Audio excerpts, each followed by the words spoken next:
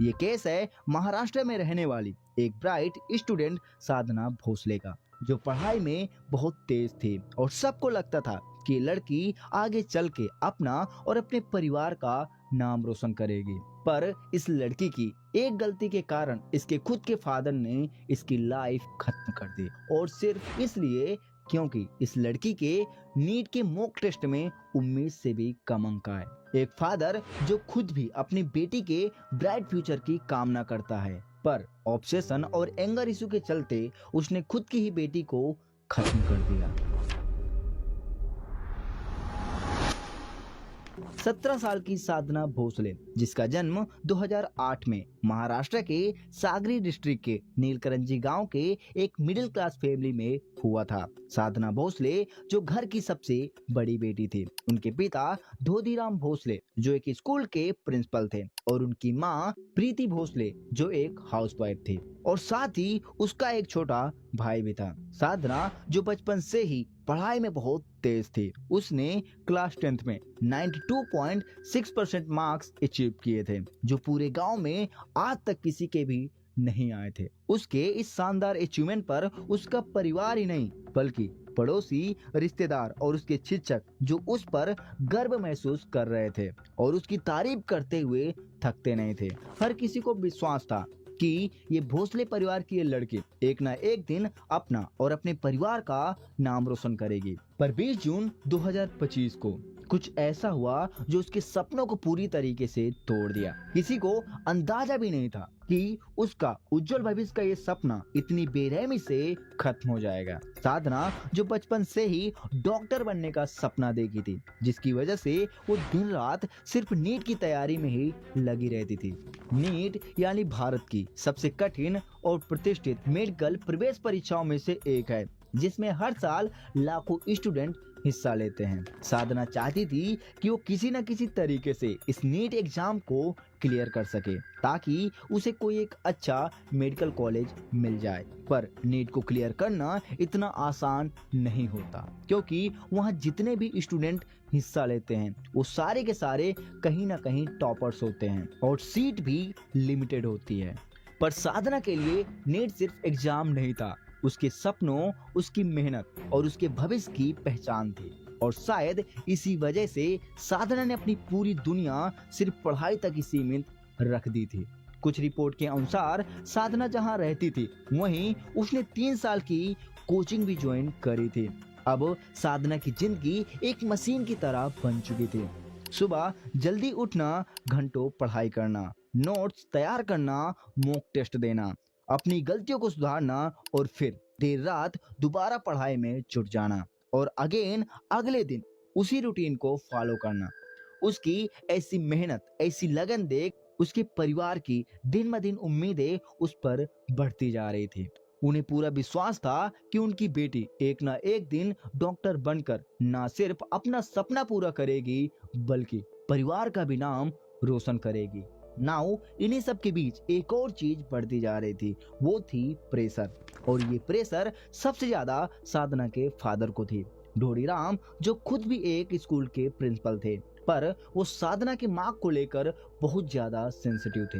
उन्हें लगता था कि ये सिर्फ नंबर नहीं बल्कि हमारी रेपुटेशन, इज्जत और सपने हैं, जिसकी वजह से घर में आए दिन आर्गुमेंट होते थे। छोटी छोटी बातों को लेकर साधना को डांटा जाता था, कहीं साधना के लेट जगने पर, उसके फोन यूज करने पर, यहाँ तक कि उसके खुद के दोस्तों से बात करने पर भी उसे डांटा जाता था और कहा जाता था कि तुम सिर्फ अपनी पढ़ाई करो, अभी तुम्हारा काम सिर्फ अपने सपनों को पूरा करना है। धोधीराम चाहते थे कि साधना का पूरा फोकस उसकी पढ़ाई पर रहे, उसके अच्छे मार्क्स आए, और साधना भी ये बात अच्छे से जानती थी कि उनके फादर जो भी कर रहे हैं वो सिर्फ उसी के लिए कर रहे हैं, जिसकी वजह से वो अपने फादर की हर एक बात को मानती थी। और शायद यही प्रेशर आगे चल के इतना बड़ा हादसा बन गया।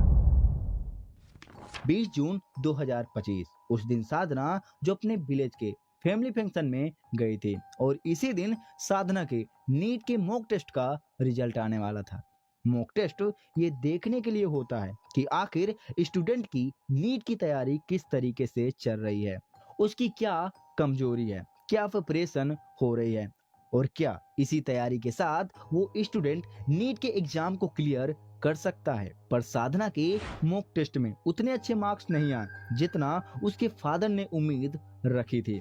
अपनी बेटी के ब्राइट फ्यूचर का सपना देखने वाले ढोडीराम जब साधना के मॉक टेस्ट में कम मार्क्स देखे तो उन्होंने अपना आपा खो दिया और सीधे अपनी बेटी को डांटने लगे।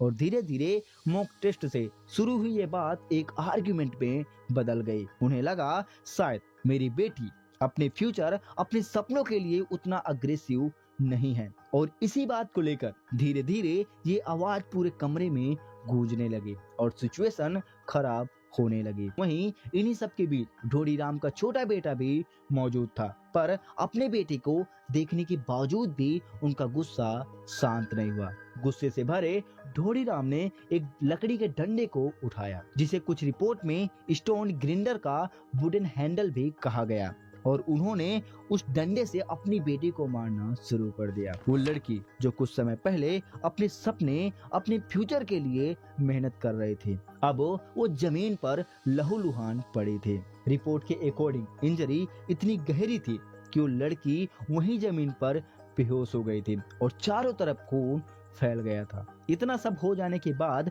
उसकी फैमिली साधना को सांगली के उसाका डिस्ट्रिक्ट हॉस्पिटल ले जाती है, जहां ट्रीटमेंट के दौरान जिंदगी और मौत से लड़ते हुए उस लड़की की डेथ हो गई। उसकी डेथ के बाद उसकी बॉडी को सीधा पोस्टमार्टम के लिए भेज दिया गया, जहां पोस्टमार्टम रिपोर्ट के अनुसार उसकी मौत मल्टीपल इंजरी के कारण हुई, जिसमें सर की चोट सबसे गहरी बताई गई। साधना जो बचपन से ही डॉक्टर बनने का सपना देखा था, जिसके लिए वो जी तोड़ मेहनत कर भी रही थी, पर उसकी छोटी छोटी गलतियां उसके फादर के लिए बहुत बड़ी थी, जो वही उसकी मौत का कारण बनी। और जब केस सबके सामने आया तब आसपास के लोग एकदम शॉक हो गए।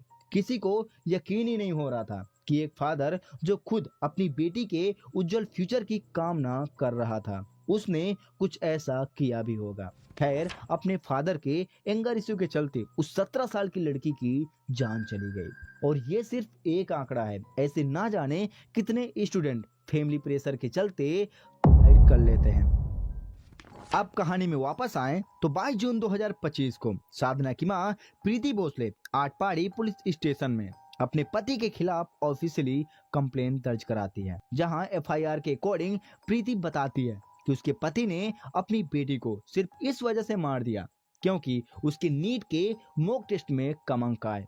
जिसके बाद पुलिस ने ढोडीराम को अरेस्ट किया और उसके ऊपर सेक्शन 103(1) भारतीय न्याय संहिता और जुवेनाइल जस्टिस एक्ट 2015 के सेक्शन 75 के अकॉर्डिंग उस पर केस दर्ज किया। ढोडीराम ने अपने गुनाह को कबूल किया और कहा कि मुझे अपने किए गए काम पर पछतावा है, लेकिन क्या उनका ये पछतावा उनकी खोई हुई बेटी को वापस ला सकता है? 24 जून तक पुलिस ने ढोडीराम को अपनी कस्टडी में रखा और ये केस आज भी चल रहा है। पर सवाल ये है कि क्या ये सिर्फ ऑब्सेशन था या फिर इसके पीछे कुछ और ही कहानी थी। कई रिपोर्ट्स ये भी कहती हैं कि जब साधना को उसके फादर डांट रहे थे, तब गुस्से में आकर साधना ने अपने पिता को बहुत कुछ बोल दिया था। एलिगेशन ये भी है कि साधना ने अपने फादर की करंट जॉब का मजाक उड़ाया था और उसने कहा था कि आप अपनी लाइफ में इतना पढ़ लिख कर क्या ही बन गए। पर अगेन ऐसा हुआ है ये कंफर्म नहीं है, ये सिर्फ एलिगेशन है।